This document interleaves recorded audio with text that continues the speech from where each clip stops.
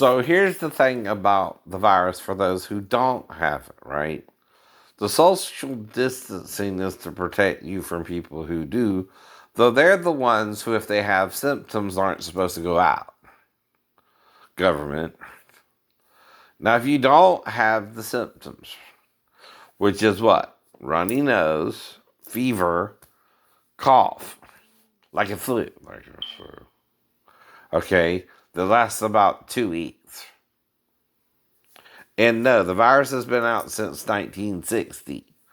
It first started spreading from animal to human. Anyway, I know. Is it? Okay, you say so. Okay, here's the problem with that, though.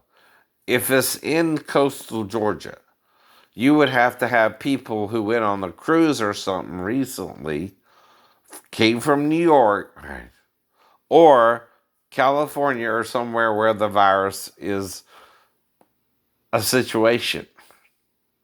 Did they? So there are 8 additional cases in South Carolina, bringing the total number to 144 on WTOC this morning. Right. Just reporting on what they say, right? Which is, again, they got teleprompters and all that in their studios. I don't, right?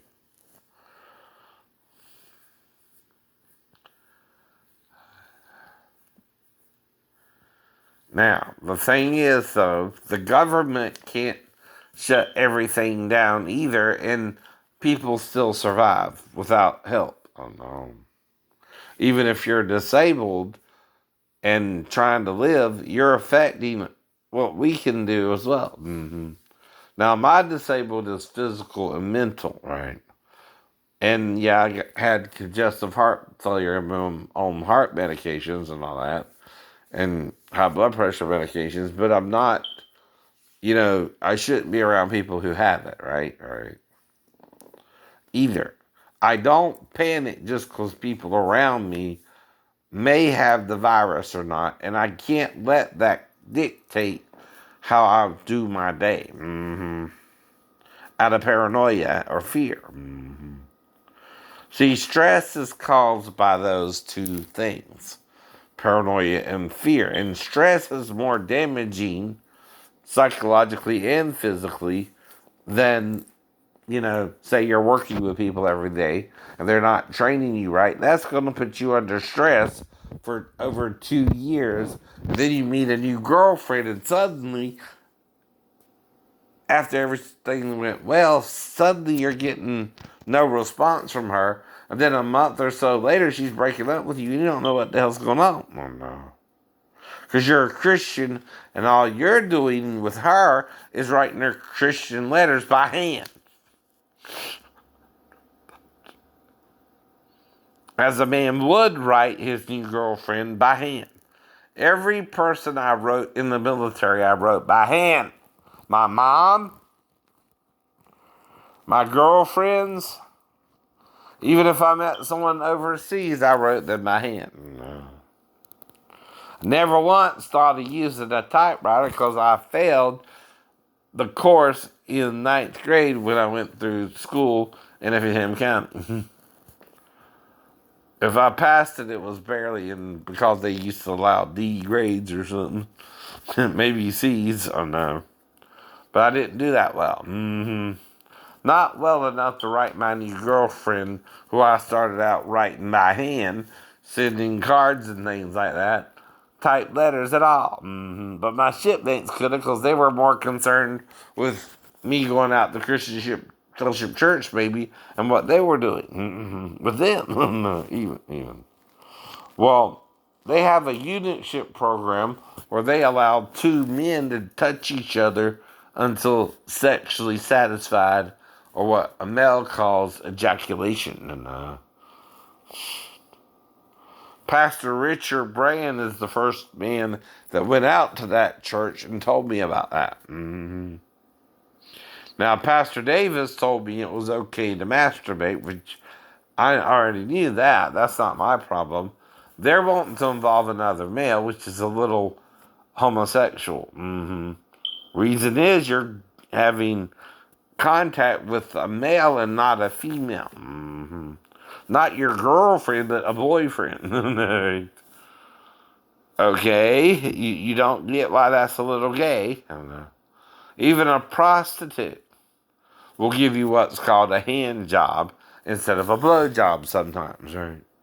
Which has to do with, again, understanding the world of prostitution from a Christian perspective as well as from a prostitute perspective. But even Samson was with prostitutes.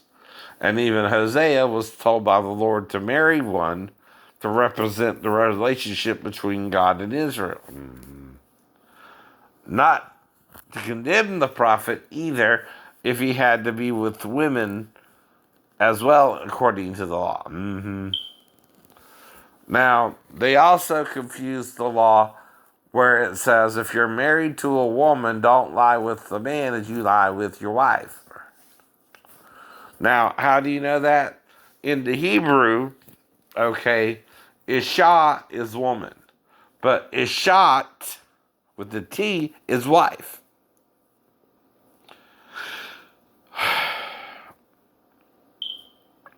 Now, when Moses said that, he added a T at the end.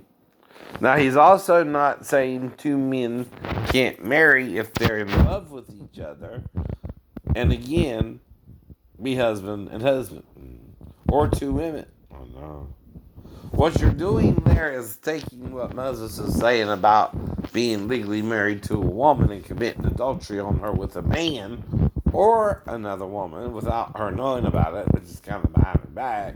Though a man can have more than one wife and legally marry more than one wife in Moses' law as well.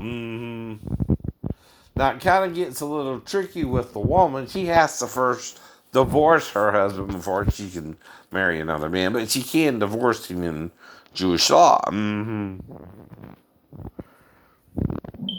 then be another man with another man, but she can't go back to her husband once she does that either.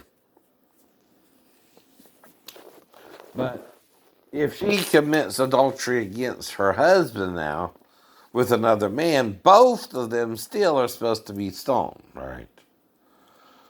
Now, it never says what will happen to the husband if he's with another woman at all, really. But it does say he can't be with another man and married to a woman. Yeah, right. Which means something different than the way you're interpreting it. The reason it's an abomination is because, again, you're doing it behind your wife's back with the same sex. Without, again, being honest about your feelings that way either. See, what if someone's bisexual and attracted to both men and women? Well, the Bible still ain't saying if you're open about your sexuality, you can't do that either. It's when you lie about it and do it behind your wife's back in a lying spirit that it really becomes an issue because you're having anal sex with a male. The anal sex with the male is not as sanitary, though it's not, if you're faithful to your partner, it don't matter too much there either. It's just sex. It's that particular way of having sex, right? You can't produce children that way either, and it is the bottomless pit on the human being, right? Now, something comes in and something comes out. That's still a doorway. That's right. In other words, you eat food in your mouth, right? Goes in, and out comes the food you need to digest to keep yourself alive and be here, right? Something goes in, something comes out, right? In other words, it's still a doorway. All right. So the thing is, though, you're going to the bottom door. No. And women have two holes, not one. And again, right, you can also do that with your wife, which is up to her too. But, typically you're not to tip your marriage either. And mainly have sex with your wife unless she knows you're bi. And then that's between you and her and your male lover. But honesty in the Bible is what it's talking about there, too. Now, me, I like women, I always like women. I even am kind of man who would go down on his girlfriend or wife, and again, lick her vagina as a lesbian would. That's why I say if I'm gay, I'm kind of like a lesbian, but not like a man, right? I don't even care if I have anal sex with my girlfriend or wife, right? That's up to her, though, but she is capable of having sex with both holes, and that's not gay either. That's not what the Bible means either, no. It ain't saying you can't have anal sex with your wife as well. But again, you're privately interpreting a Bible written 3,500 years ago to a particular audience around the prophet Moses. Now, Moses is a prophet of Israel, just as Jesus is a prophet for the Christians and Muhammad is the prophet for the Muslims.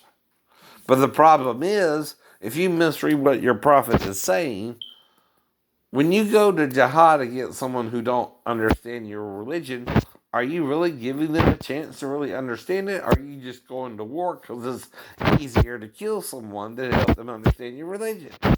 And could Muhammad have been being sarcastic there, right?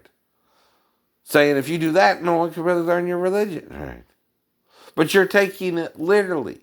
It's hard to interpret written religious sarcasm. Same with Moses, right? And the ideas of marrying a virgin or not, right? Now, there is an idea where Moses allows a man to have premarital sex with a woman, but he must then ask her father's hand in marriage if he does that. That's all. Dude. So the Bible itself, Christians, does not say you cannot have premarital sex. It says if you do, you're to get legally married to the girl's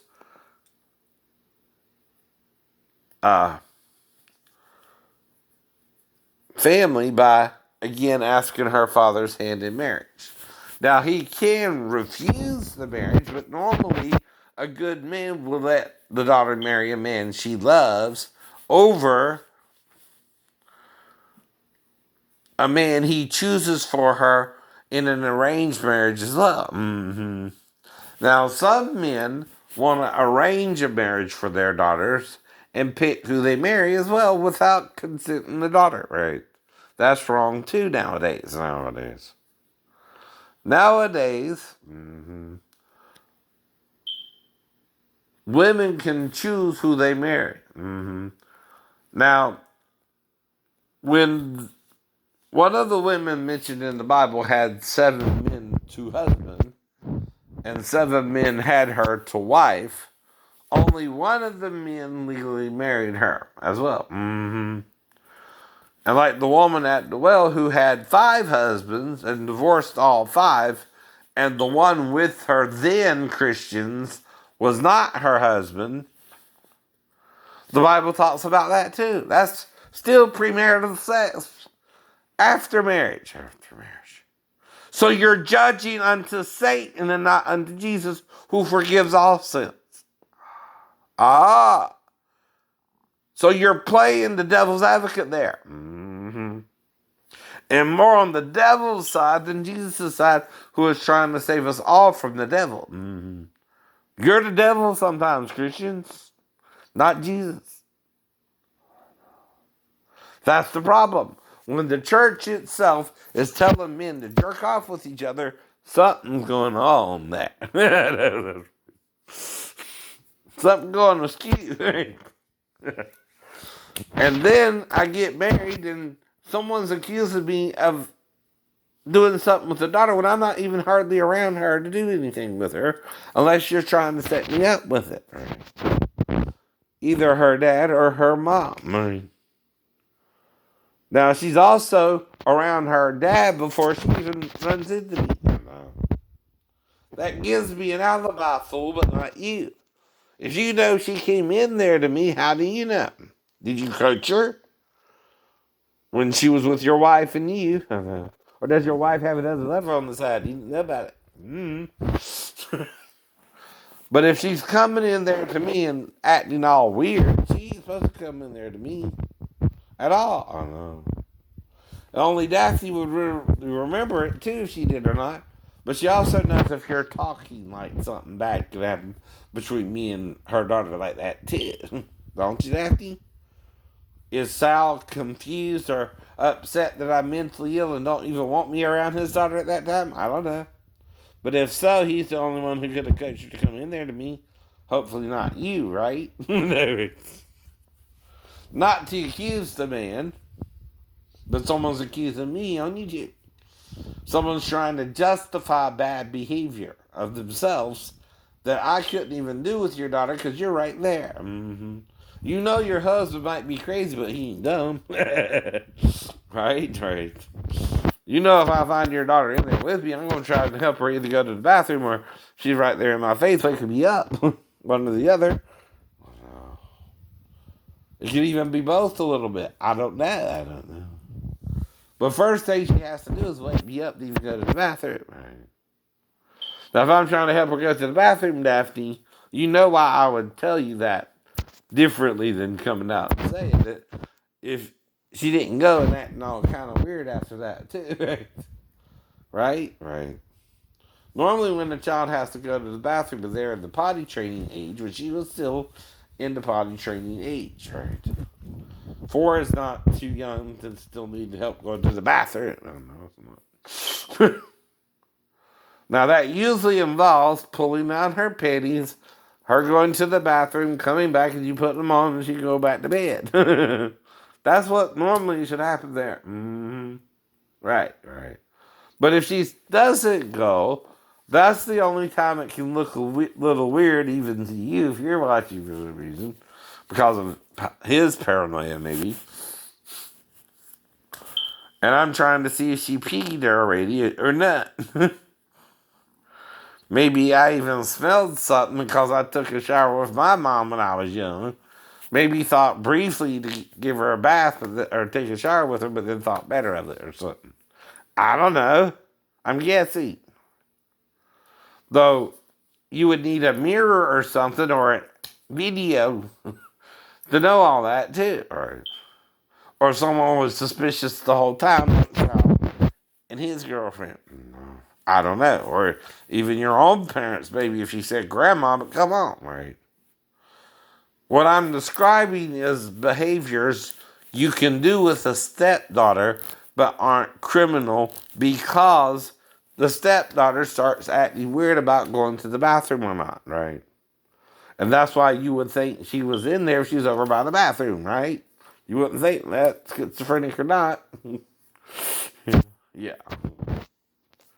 Come on, Daphne. Right. Someone's trying to get us all in trouble, including your parents. Do you think it's me or Sal? I don't know. But Sal gives me an alibi for her being around him for 4 days. If it is Sal, or someone on base again, and maybe tell him my whole story or something because of the ninja training in Georgia. And there's a ninja camp in Georgia, dumbass. Right. Ran by Stephen K. Hayes in Atlanta. In the mountains. Hello. Reason for that, too. Ninjas are mountain warriors, fool. From Japan. Now, they can't do all the things in the movies, but they could jump 3 stories versus 6, which is how tall the Temple Mount in Jerusalem is, right? No one tries to jump 6 stories. You scale down to a reasonable height, and then you can jump, right? Two. And even stunt people, you'll sometimes see someone hit and falls on a table or something. That's about a story itself, right? Fall there too, right? Now, what helps the stuntman is he lands more on his back. When he's done that way too, your back is the biggest muscle of your body, right? Not your legs. So again, that helps you out when you're, again, staging a fight and you fall from about a story height. Sorry. Well, this would only be 2.25 stories, and I'm jumping from the trailer without my mom's knowledge, but that's playing ninja, you know what I mean? And the trailer's about 12, 13 feet high. So if you're jumping and then landing, like in the Ninja movie a little bit, especially Ninja 3 The Domination, right? Where Lucinda Dickey's character at least appears to jump from a 3-story kind of either building or was it a car lot or something, right? So, a car parking garage or something, right? Right. Anyway, if I'm doing that at home, right, and I'm on the window ledge and I have to get down, the quickest way down is to jump. Like I did at home. At home. But again, if you do it once, all right, and you go around the front and you land the fall, you're going to be kind of excited to tell someone too, right? Right. But you're not going to think it's a big deal from your perspective, right? But if they blew it all up and I had to fight somebody over it, right, and they called security on me, oh no. It blew all up and someone called security on me and maybe one of the security guards took it too far and tried to attack me or something to make it look like I was injured in the fall. Well, the problem is I remember everything and told everything to the duty officer who took down my statement as to what happened. See, that's recorded with the Navy too. I remember everything up to the window and trying to get onto the window. Now, like with the car wreck, I don't remember turning down the road, which is odd even for a car wreck because a car is supposed to protect you even if you're in a car wreck. I don't remember even turning down the damn road. That suggests someone hit me over the head with a bat or something, which causes amnesia. Hello? Hello.